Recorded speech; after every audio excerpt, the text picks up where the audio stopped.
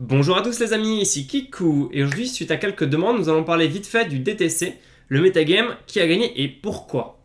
Dans une prochaine vidéo, vous pourrez voir plus en détail comment les jeux gagnants sont construits et pourquoi. Au main event Duel Commander du DTC, il y avait 187 joueurs. Les decks les plus populaires étaient 27 Zurgo, 17 Geist, 14 Baral, 13 Bruce Rayyan, 8 Tymna Thrasios, 7 Queen Marchesa, 6 Jace, 6 Titania, 6 Gitrog, 5 Karlov, 5 Rada, 4 Patriot Control, je rassemble ici Bruce Chrome et Narzat, 4 Genara, 4 Isan et 4 Proches. Tout le reste c'était maximum 1 ou 2 exemplaires. Si on résume, ça fait 32 rouges aggro, 21 fiches, 21 partenaires aggro, 20 bleu contrôle combo, 17 contrôle et 10 elf ball. En top 8 du main event, il y avait 2 Bruce Rayyan, 1 Tymna Thrasios, 2 Geist, 1 Jace, 1 Karlov, 1 Narzat.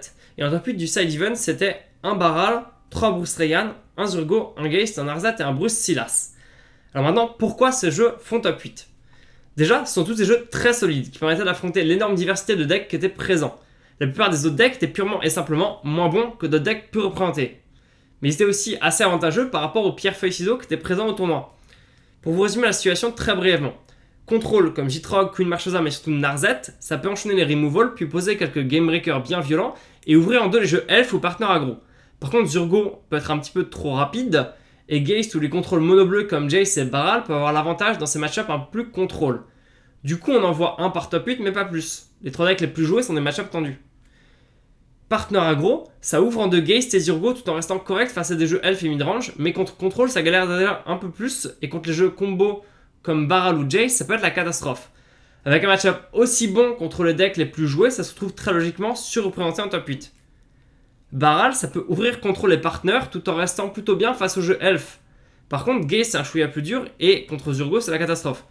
Au final, étant donné le peu de présence de contrôle par rapport à la popularité de Zurgo et de Geist, là aussi c'est normal d'en voir qu'un sur les deux top 8.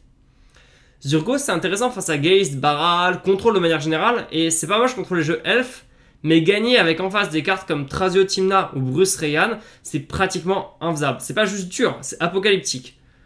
De manière générale, c'est un jeu qui était très attendu et contre lequel c'est facile de s'adapter. C'est donc normal qu'il y ait eu un écrémage assez massif et qu'on en ait vu qu'un sur deux top 8.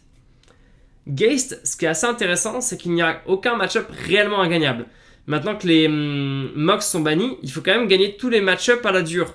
C'est un choix qui est solide si vous êtes sûr de votre niveau, et c'est donc normal d'en voir un ou deux par top 8, mais ça pourra jamais aller plus loin en fait, c'est trop dur.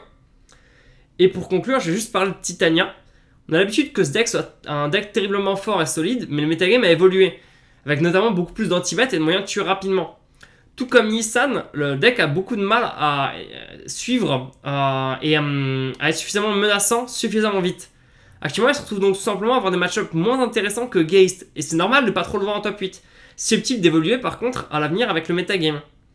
Voilà, c'est tout pour cette vidéo. Pour rentrer un peu plus dans les builds des decks, on fera d'autres vidéos sur la chaîne, donc n'hésitez pas à nous suivre pour ne pas les rater. Et en attendant, portez-vous bien et à bientôt.